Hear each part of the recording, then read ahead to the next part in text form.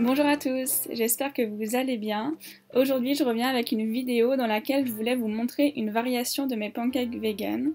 Donc comme c'est l'automne, j'ai décidé de les faire à la patate douce et vous verrez, ça rend les pancakes encore plus moelleux. Donc pour commencer, je pique ma patate douce avec ma fourchette sur toute sa surface.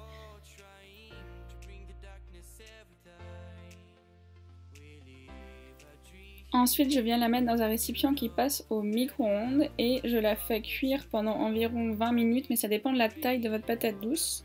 Donc moi j'ai mis puissance maximale pendant 20 minutes pour cette taille-là, mais surveillez la cuisson. Votre patate douce sera cuite une fois qu'elle sera un petit peu molle.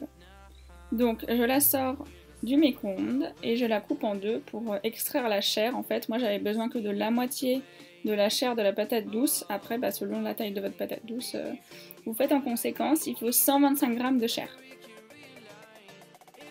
Je mets la chair que j'ai recueillie dans une assiette et après je viens avec une fourchette l'écraser.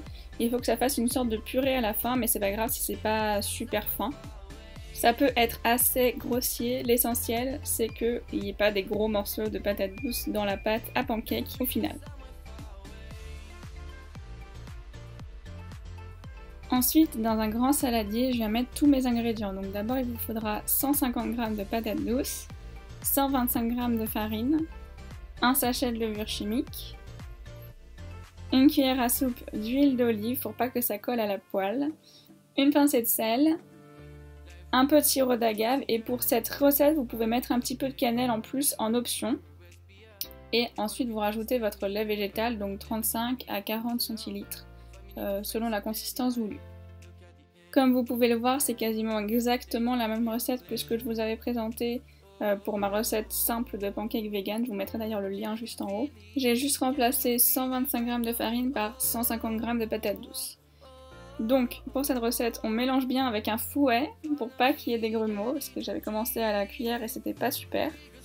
Et ensuite on met dans la poêle, donc à peu près 2 cuillères à soupe du mélange.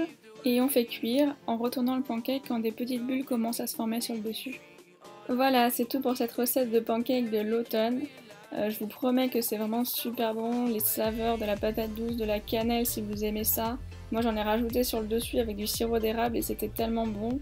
Donc j'espère aussi que vous allez vous régaler comme moi. Si la vidéo vous a plu, n'hésitez pas à mettre un like et à vous abonner pour ne pas manquer les prochaines. Je vous souhaite une très bonne journée et je vous dis à très bientôt dans une prochaine vidéo. Salut!